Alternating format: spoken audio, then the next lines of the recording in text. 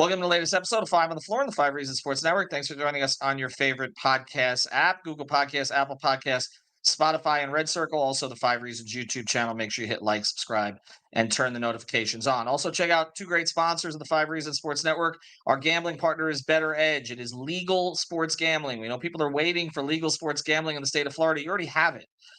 Go to betteredge.com, use the code 5RSN. You get $20 to play. Why is this legal? Because you're not betting against a bookie or an app or anything like that. You're literally betting against your friends. That's how this works. It's called social betting. Go to betteredge.com, find the line you want. Use that code 5RSN. That's the number 5RSN. Get $20 to play. Also, our fantasy sponsor, also still legal in the state of Florida, Prize Picks. Use the code 5, F-I-V-E. Get that initial deposit matched up to $100. Of course, you can play the NFL, MLB, all the other sports. You can pair players together from different sports. And pretty soon, we'll be giving you those Prize Picks props on a nightly basis for the Heat and the rest of the NBA. So make sure you're signed up now. You can't win in our contests unless you're actually signed up with the code 5. So use the code 5, F-I-V-E, at prizepicks.com. And now, today's episode. Down to Biscayne. Yikes. 5 on the floor. Ride for my dogs. Where here's the thing. You can check the score. Hustle hard, couple scars. Wearing bubble frogs. Just like Butler said, you in trouble, y'all. Kept the floor playing. Got it all banned. Y'all seen the block. Stop with one hand. And Pat we trust. Inspire, have the guts. We're here to bring the heat. Y'all can hang it up. Welcome to 5 on the Floor, a daily insider show on the Miami Heat and the NBA, featuring Ethan Skolnick, Greg Sylvander, and Alex Toledo, plus others from the 5 Reasons Sports Network. All right, welcome back to 5 on the Floor. Here's today's floor plan. I'm Ethan Skolnick. You can follow me at Ethan J. Skolnick and at 5 Reasons Sports. We got Alex Toledo. You can follow him at Tropical Blanket, and our guy Eternal, who you can find on the Playback channel, that we do regular sessions there. Make sure you check it out, playback.tv/5RSN. You can also find him on Twitter at Eternal Bast. All right, I want to get to today's topic, and we're going to go off the subject of the progress of the Miami Heat during the preseason. If you're listening to this episode prior to the preseason game against the Spurs, you know that very few Heat regulars are playing. The only Heat regulars or semi-regulars that made the trip, Thomas Bryant, Duncan Robinson, and Haywood Highsmith. The rest are mostly hopefuls. Case of Orlando Robinson, somebody who does have a standard contract, but others on two ways and others trying to make an impression. So we'll have coverage of that afterwards. But today we're going to look at this ESPN list. We do this every year. Every year the list gets worse. And so we're going to look at it from a Heat perspective, and then we'll get into the top 10 a little bit. And we're going to work from the back to the front here. So ESPN ranked their top 100 players. They roll this out over the course of a few days. And, we're always sort of waiting. Okay, where do the Heat players appear?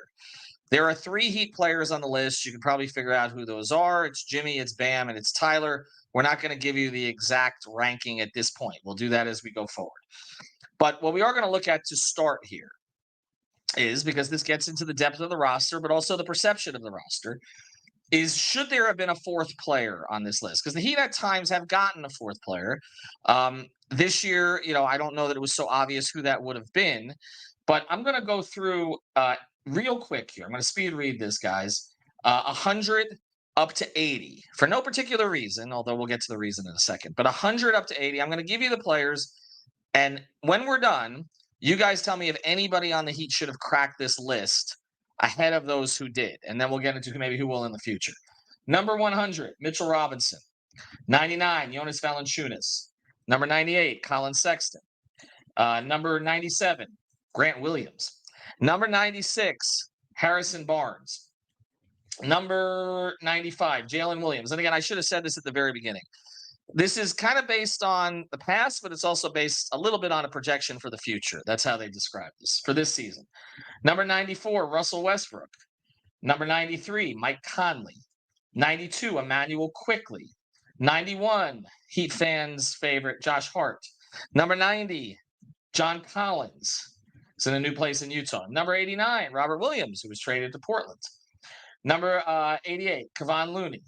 Or Kevin Looney. I never know how to pronounce his name. Number 87, Buddy Hield, who's in trade conversations. We've discussed that. Number 86, Kyle Kuzma, re-signed with Washington. 85, Anthony Simons in Portland. 84, Clint Capella. 83, Tobias Harris. Tobias Harris over me. 82, Cam Johnson. 81, Bobby Portis. I'll go. Alex is making a face. Eternal's making a face. You can't see this on the podcast feed. Alex, top of your head here. Anybody on the current Miami Heat that you would project, because this is a bit of a projection, but it's just for this season. It's not for 5 years down the road or anything like that. But you would project to be more impactful than any of those 20 guys. This is a good one right here because I think, first of all, the list is okay there to start off with, but why is Bobby Portis ahead of all those guys? Like, what am I missing with Bobby Portis, man? Like, the guy. I'll read it. I'll read it. It says, okay, last year he was not ranked. It says why he could exceed his ranking in 23-24. Portis has been a consistent reserve for Milwaukee the past few seasons, but perhaps this is the year he captures the sixth man of the year. The Bucks shipped away some of their depth to acquire Dame Lillard, which means they could lean on Portis even more off the bench. And that's from one of the writers who put this together. It's a collection of people from ESPN. I really don't see it. I don't see the whole six-man thing. Like, he's a fine player. I'm not trying to call him he doesn't do anything. It's just, I don't know. I don't see why he went up 20 spots or whatever. Because you said he wasn't ranked before. No, he was not ranked. He's fine. He's good. He helped them win a title. I just don't see it with him. That was just one that stuck out to me as soon as you said it, like ahead of all those other guys. And to actually answer your question, yes, I think there is somebody from the Heat who should be there or who should have been considered to be on there, and it's Caleb. Like, I think that's really the only answer. He was, before that playoff run last season, we had spent all season talking about how he was by far and away their fourth best player. Like, it was obvious. It was obvious to all of us watching that it was Tyler as third and Caleb as fourth throughout the regular season. And Caleb had taken a step up, and then you saw what he did in the playoffs. I just think, like, when you do something like that, it would be fair to probably project, another year where he's, not necessarily, he's more featured, not necessarily, he might not start, but he's going to be, one of the Heat's, 5 best players again. And I don't know. I think I would put him ahead of a few of those guys that you named there, like, Harrison Barnes, and there were a couple others there, like in the late 90s, mid 90s there. Grant Williams. I think Williams was not in a playoff rotation last year. Oh, okay. Come on. Don't do that. He was not. Look, I know, but that was a bad decision. He was, that guy is 100% a playoff rotation player. In the exact same series that Caleb Martin got 4 votes for Eastern Conference Finals MVP, Grant Williams didn't play in 2 of the games and played limited minutes in 2 other games, and his primary that's a bad coaching was decision. Pissing Jimmy off. I'm just saying, like, it's a bad coaching decision. The guy's a good player. I'm not saying I'm taking Grant over Caleb. I'm just saying he is one of the people who I wouldn't have so much of an issue with in that list. Like, I would take Caleb over Harrison Barnes right now. I think, like, Harrison Barnes is cool and all, but that's a guy who's already getting a little older. Is a better player than Grant Williams. But okay, I want to go to I want to go to Eternal on this. Hard disagree. Is there anybody before we get into who the person should replace? Is there anybody else on the Heat? Because to me, it is Caleb. That's the choice here. It's not. Look, the fact that Kyle's not even a consideration here in the 3rd year of that contract is something. That's the elephant in the room here. But whatever. It's not Josh. And you can't give me the young guys. We don't know what they're going to be at this point. So is it real? Is that the only choice, Eternal, that could have been the 4th person on this list? Is that fair? I think to be very, very clear, I think the whole list is trash. I only skimmed through it. And when you just read out 100 to 80, none of that makes sense considering what those guys did in the previous season, what they could do in this upcoming season. None of that made sense, to Alex's point with the Bobby Portis thing and everything else. But I do think Caleb does deserve to be somewhere between 190 at least, based off of what he gave the Heat last year and in the playoffs. I do think Caleb is a very, very important blue piece. I will save the rest of my thoughts as far as what he could be this year. But I do think Caleb has earned being at least 100 to 90. See, when I look at the list, okay, and I say, okay, who could he be ahead of? So they have Mitchell Robinson at 100, who, by the way, made very little impact in that series against the Heat, but it is what it is. Valanciunas at 99. I've always been kind of a Jonas fan. I'm taking Caleb over Jonas. Okay. Colin Sexton's potential is greater. I'm taking Caleb over Sexton and John Collins and Harrison Barnes. Well, based on John Collins' production, I absolutely would take him over John Collins. And I guess you're expecting a renaissance in Utah, but I mean, he's not really been a very good player for the past couple of years. I like Jalen Williams. Like, he's not going to play. He's not going to play that much. No, he's not. I mean, Russ at 94 is a controversial choice because on any given night, Russ could be top 40 or he could be top 400. Just depends on the night. Does Mike Conley have anything left? I mean, at 93, starting point guard. Okay, Quickly was a 6th man of the year candidate last year. Right now, is Caleb Martin better than Josh Hart? Put the bias aside. Is Caleb Martin better than Josh Hart? I'd rather have Caleb. I'm going to put my foot down on it right now. I'd rather have Caleb because I think Caleb can do more. A very funny way of putting it, Alex. It's true. I just think Caleb showed me more. He showed me more on offense. Like, I just think Josh Hart is such like he's a role player. He's a utility player, and so is Caleb. But I think Caleb has a little bit more juice. Like, he can have nights where he has big offensive games for you. Josh Hart is like he's going to give you some value on the boards as somebody who's not a big man. Like, he's a great defensive player. I'm not a fan of what he did at all. But, despite all that, like, I really do think Caleb offers you more on the offensive end. And I just think like a big game player like that, I'm going to end up weighing that a little bit. It's like, you stepped up and showed us these things in the biggest of moments. So yeah, I'm going to take Caleb right now. I don't know if that's crazy. Would you trade, and then we're going to get off of the Caleb conversation and get to Tyler. Right now, Buddy Hield's at 87. He's got one elite skill, right? He's got one elite skill. He's not a great defender. We know that.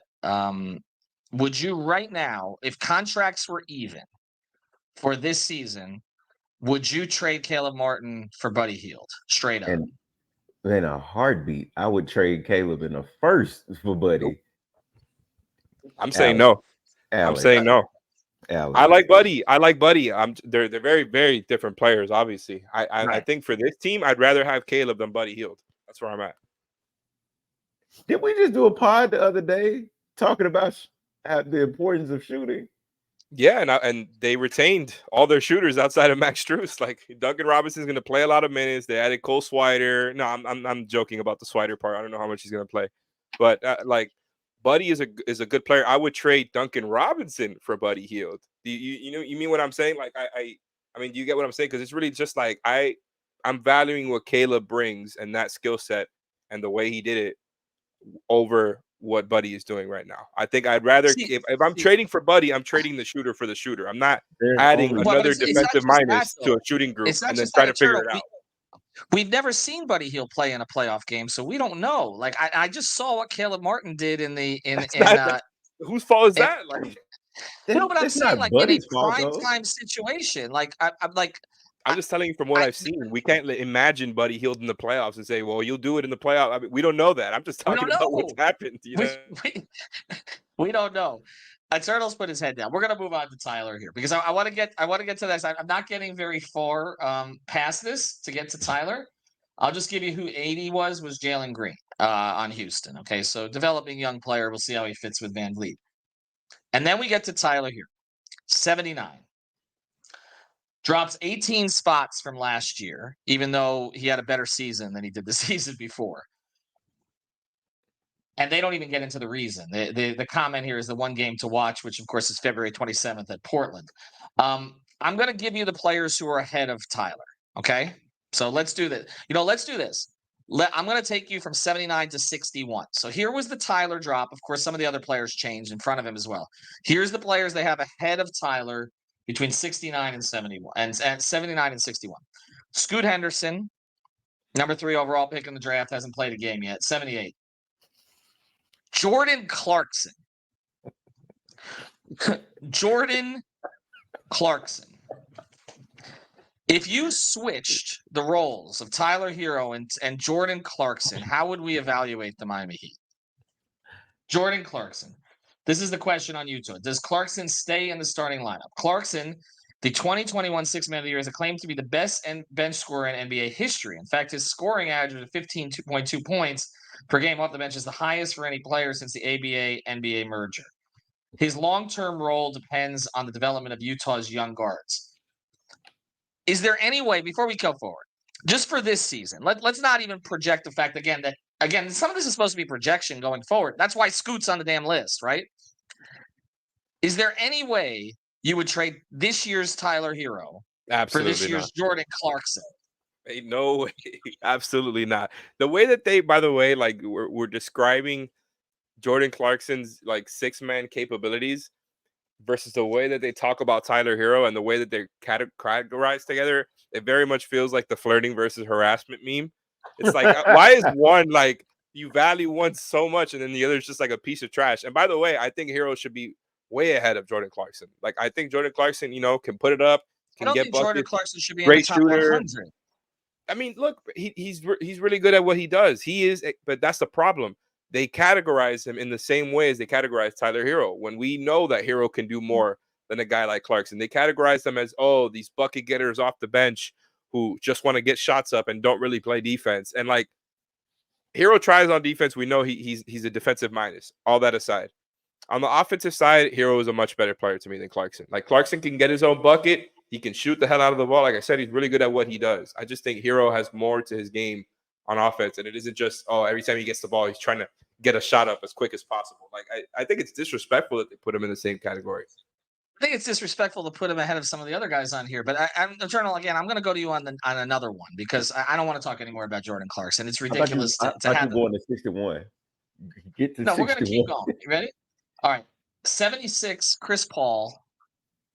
I don't know what Chris Paul is at this point, but I'm not going to argue it too much because he's a Hall of Famer. But again, I would trade this year's Chris Paul for this year's Tyler Herro. Nikola Vucevic, 75. I'll keep going until the really egregious one comes up. 74, Cade Cunningham. Again, a lot of potential there. He was 35th last year, dropped to 74th. Okay. 73rd, Chet Holmgren, who we've not seen except in the preseason. Seems to me like a guy who could be a top 30 guy in the next couple of years. But again, we haven't seen him. Okay. Here's the next one. Jordan Poole at 72.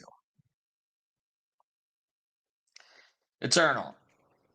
They keep putting these guys in the same category, right?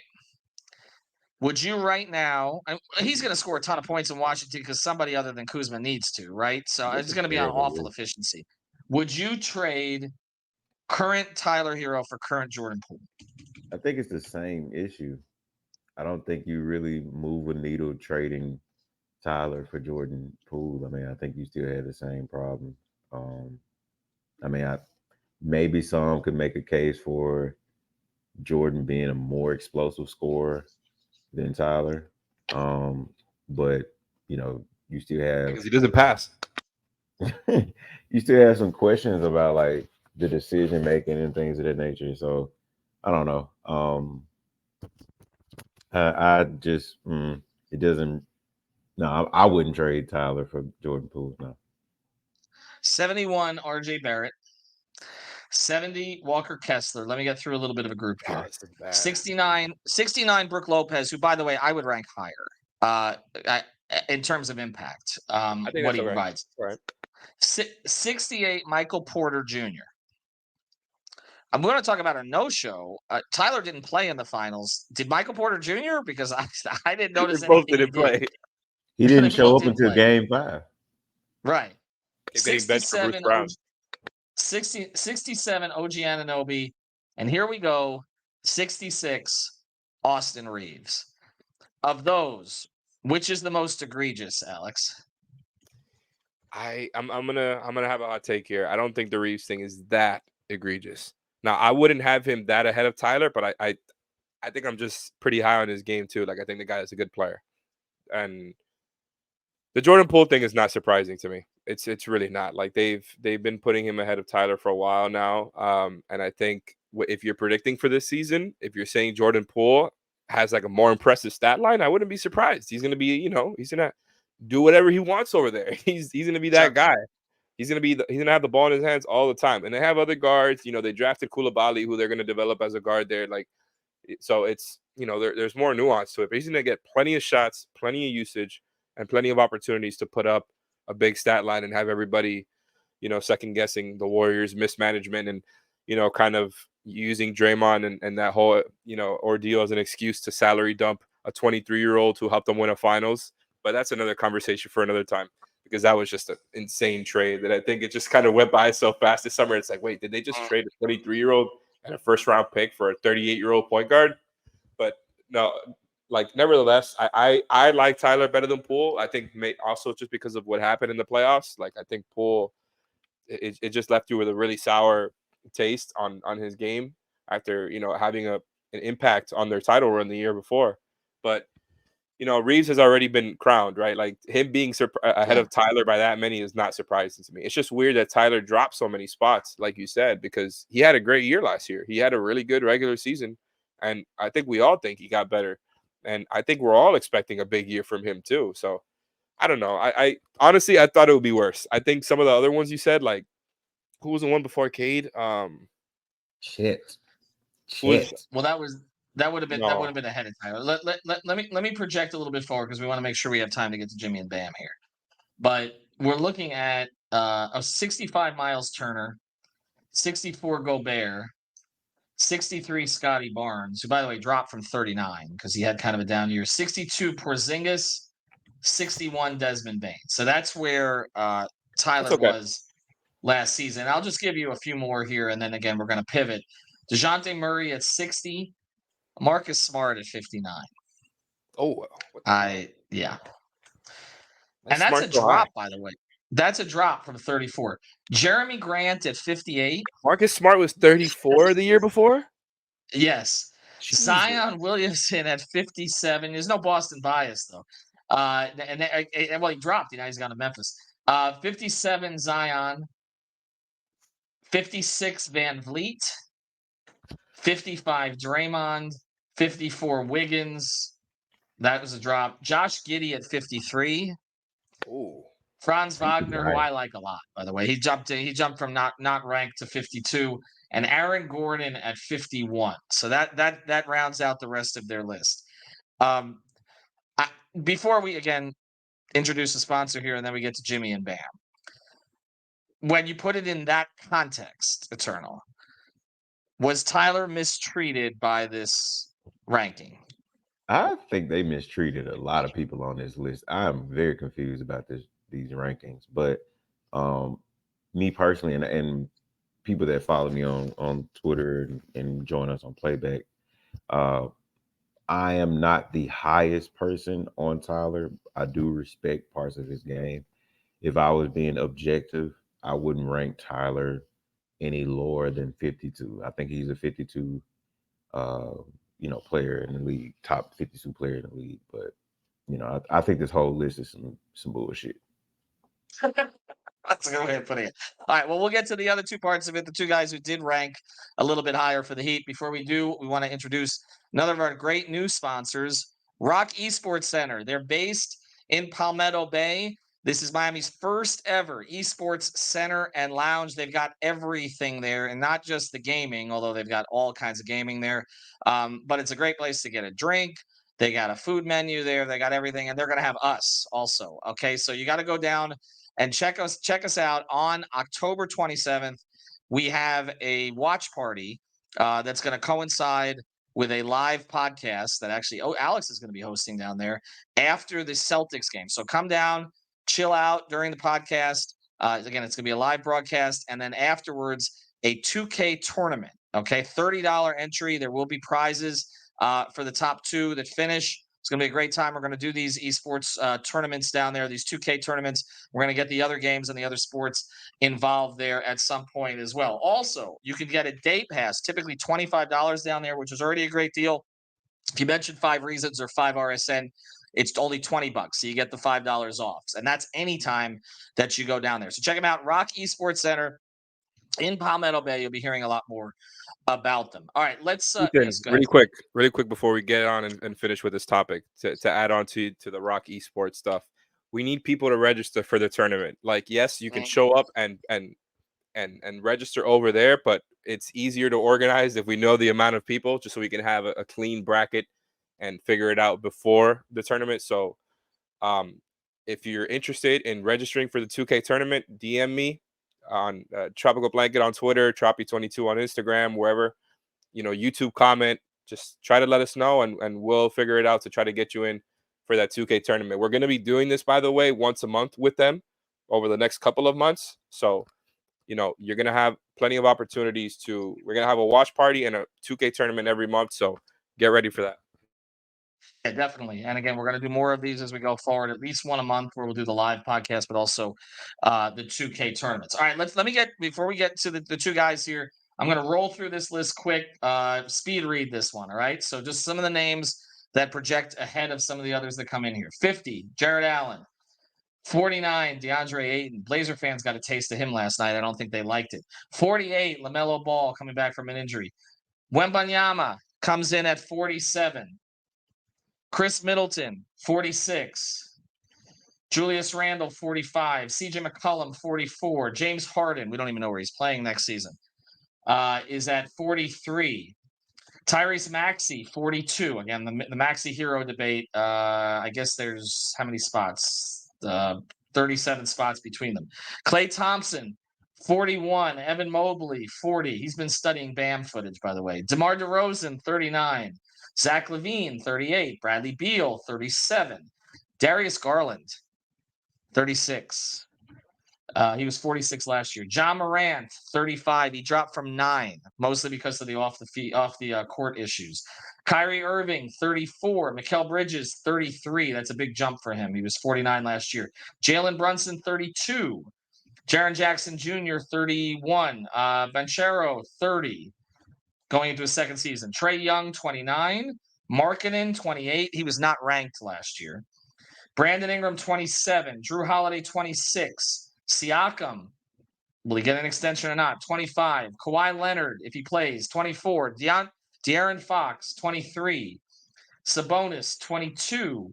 Halliburton, 21. Just got the huge contract, up from 59. Karl Anthony Towns, 20. When it matters, he's 100. Was 13 last year. Jaylen Brown, now making $60 million a year, 19.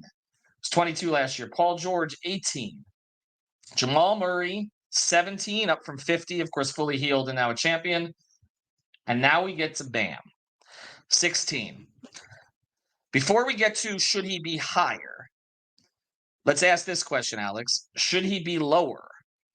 Is there anyone on that list that you're like, okay, wait, Bam should not be ahead of that guy? I'm looking at, Kawhi, Paul George, Jamal Murray. I know some of this is availability. Those guys right there. He's ahead of Jaylen Brown. Is that correct? Him being ahead of Jaylen Brown is absolutely correct, and we don't have to get into that. But Paul George, Kawhi, Murray, and Ja, I think are the guys that you can make a case to be higher than Bam. And and you know me, I'm as high on Bam as anybody. But I really do think they gave him a good amount of respect on this list, putting him ahead of those guys that I mentioned there. It feels like they're finally quantifying his impact. It's like, oh well, 4-year run of long playoff success with him as the second best player. Maybe we should throw him as a top 20 player in the league somewhere. But, I do think, like, if you want to say PG when he's healthy, Kawhi when he's healthy, Murray after what he just did, and like I said, Ja, like all those guys have a case to put ahead of Bam. And even if you put all of those guys ahead of Bam, where does he end up? Right at 20? Yeah, so roughly. That's about right. And last year he was 23. And again, they split up who does the comments on him. So I'll just read this. This is from Kevin Pelton, who's more of their analytics guy there. Why he rose 7 spots. Adebayo averaged a career high 20.4 points per game, earning his second career All-Star nod. But let's be clear, this move up the rankings is entirely about Adebayo's key role and the Heat's unlikely run to the NBA Finals. So it does seem like there's credit being given here for again, what he did to help them get there, which sometimes, again, Heat fans don't always give him that credit. And by the way, Aiden way too high, and Maxey being 37 spots ahead of Tyler Herro was insane. I'm not going to get into it. Agreed on that. But Eternal, let me go to you on this. So let me give you the guys right ahead of Bam, because if we're going to say he was properly ranked, Donovan Mitchell, 15. Lillard, 14. Anthony Edwards, 13.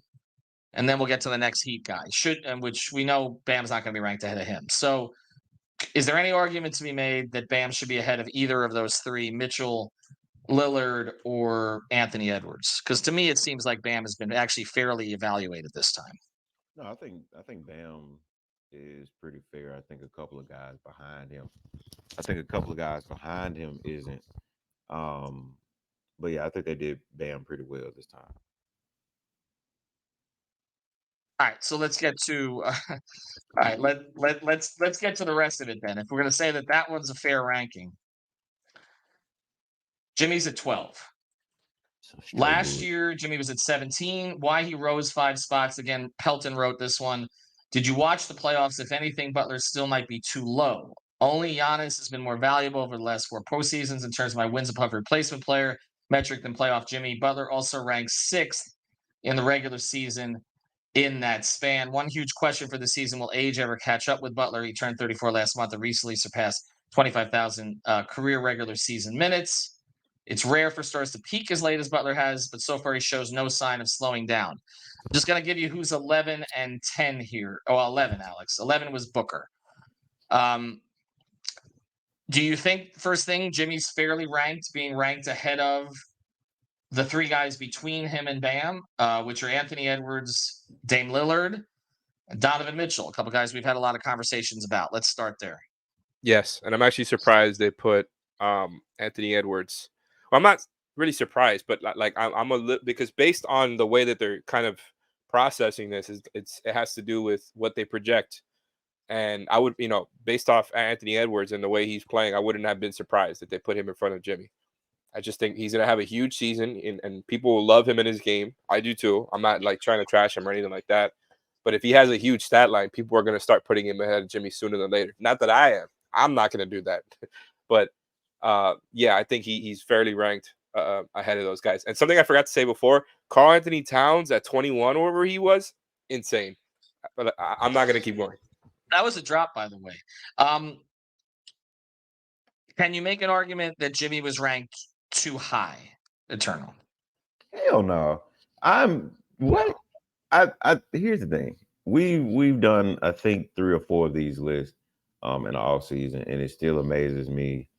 Coming off of Jimmy's literally best season in the league, how he performed in the playoffs prior to the ankle injury, and even in that same Knicks series, Jimmy still had a very elite defensive game.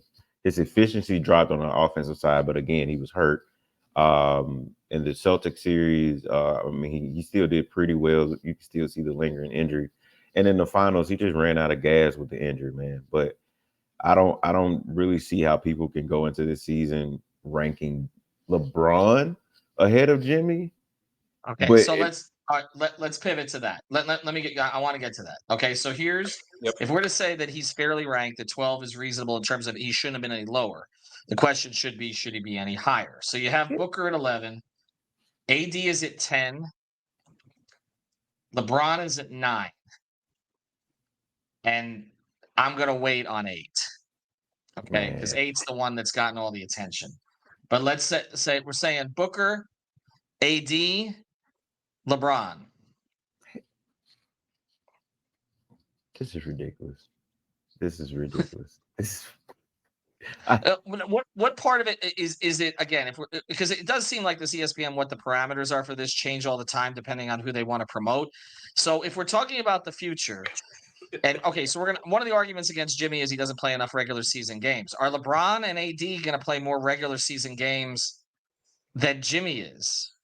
You know why that's bullshit? And I don't know if I'm hopping ahead of Alex, but I'll tell you why that's bullshit. So if you look at the rest of the list, in some of the list comments, they list the playoffs of why they have ranked a player a certain way. So if they're only going to talk about the regular season and keep it to the regular season, you could still make a case for Jimmy, because post All-Star break, there was only 1 or 2 players playing better than Jimmy, and both of them were in the MVP conversation.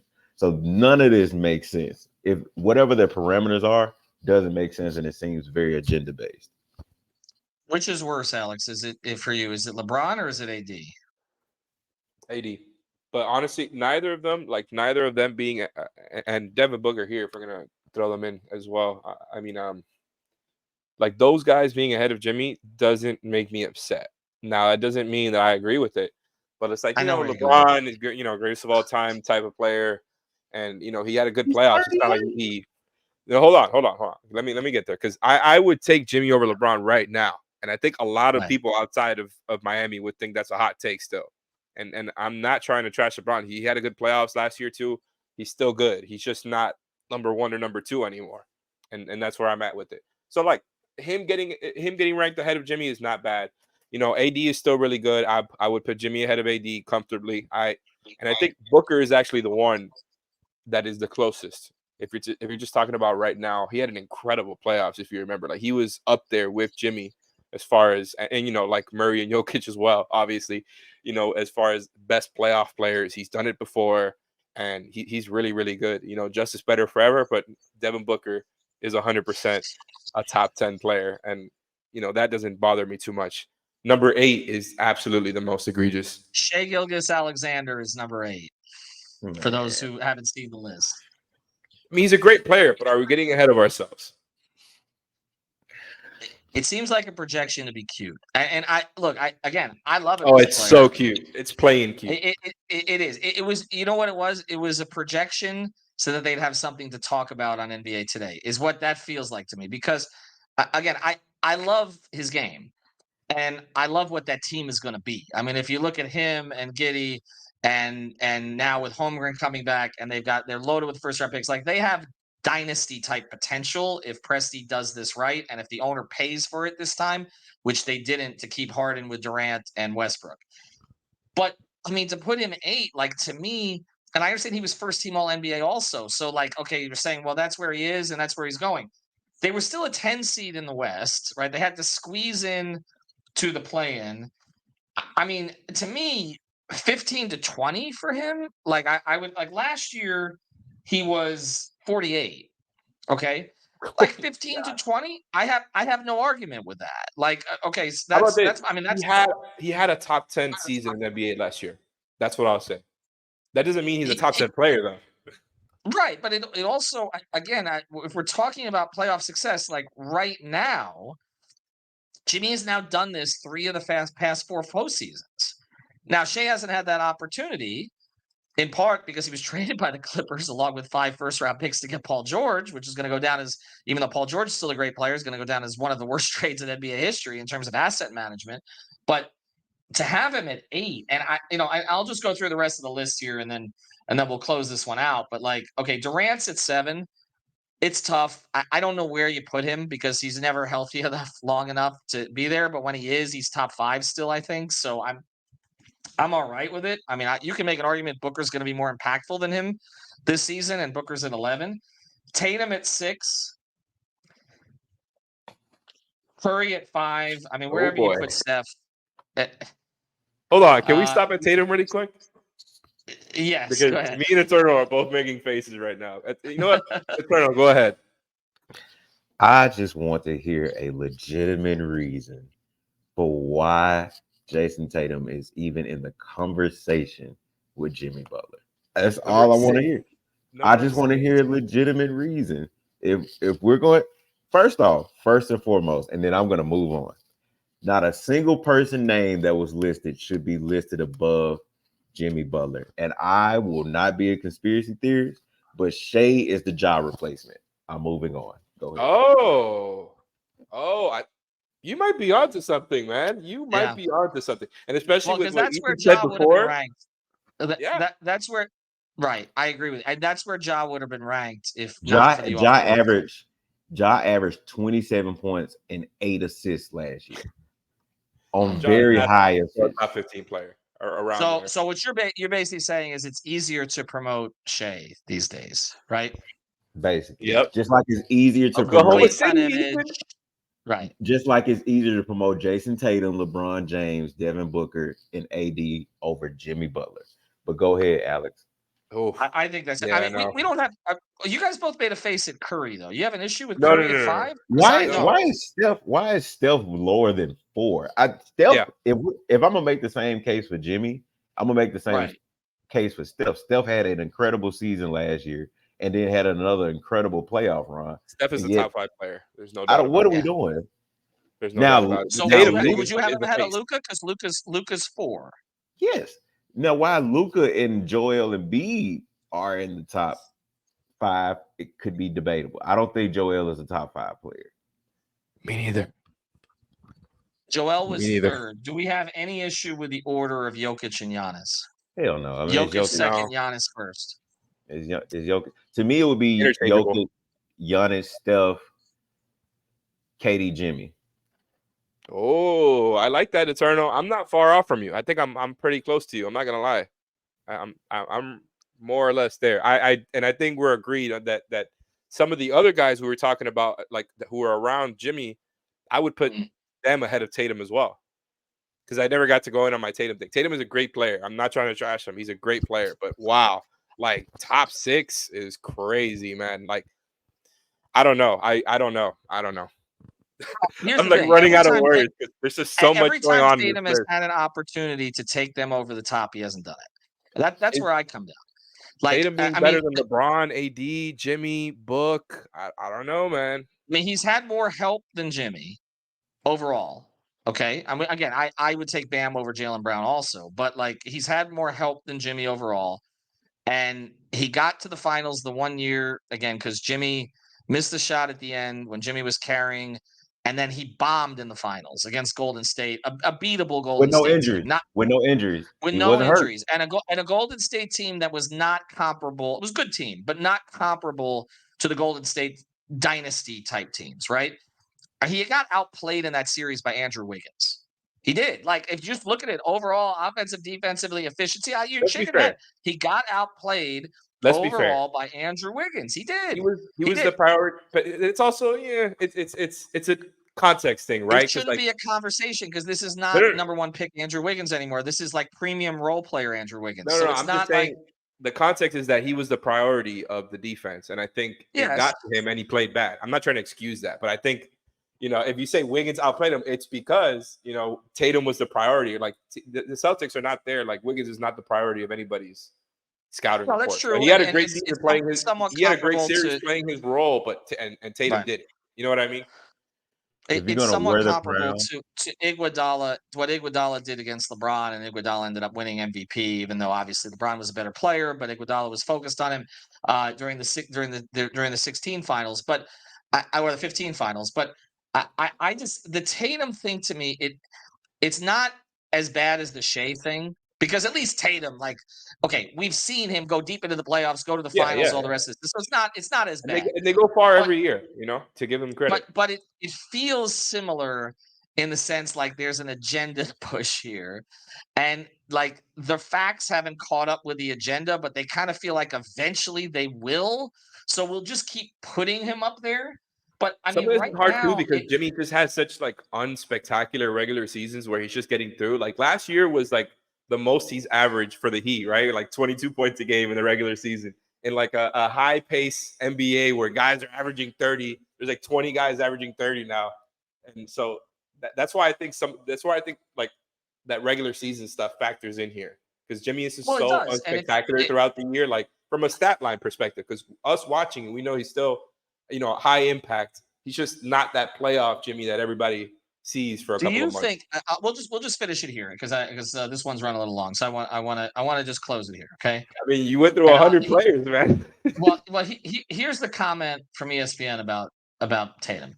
Last year was he went up from 7 to 6.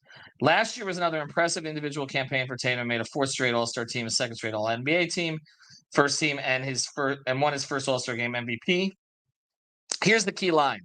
But Boston's ongoing pursuit of a title again fell short after losing in 7 games in the Eastern Conference Finals to the Miami Heat. Who did he lose to again? He lost to Jimmy Butler. And I just keep coming back to this. Like, if you were to get honesty out of like opponents in the Eastern Conference, who are you more afraid of in a 7-game series? They would take a healthy Jimmy Butler over a healthy Jason Tatum as the player they most feared. And that is, and to make the case, well, Jimmy's going to drop off because of his age. Let's see it first. Because right now we haven't seen it. And this argument about he's played so many regular season minutes, his minutes compared to LeBron's minutes at the same age are not even in the same stratosphere. I'm not that concerned about Jimmy's minutes. As long as they manage him correctly, I think he's got another 2 seasons like this in him. So anyway, that's the list. I think we all agree Bam was treated fairly here. I think that's about the range he should have been. Tyler's ranking to me is ridiculous, and I think he's going to prove that wrong. And I got Jimmy's, one I more think, for the is marginally bad. What's that? I got one more for the road. I do think by the end of the season that Josh Richardson will be a top 50 player. What is that card you're holding? Is that a bit? I don't know. That card, I don't know about that. What card are you playing? Like, turn it into a bit. I thought you were going to say Jovic. That's your guy. Anyway, thanks for joining us. Check out Rock Esports Center. Make sure you register online. You'll find that we're going to be tweeting that out from the Twitter page quite a bit. Prize Picks, use the code 5. Better Edge, use the code 5RSN. Tyler Herro, 79. We'll see where he is next season. 40 spots behind Tyrese Maxey, everybody.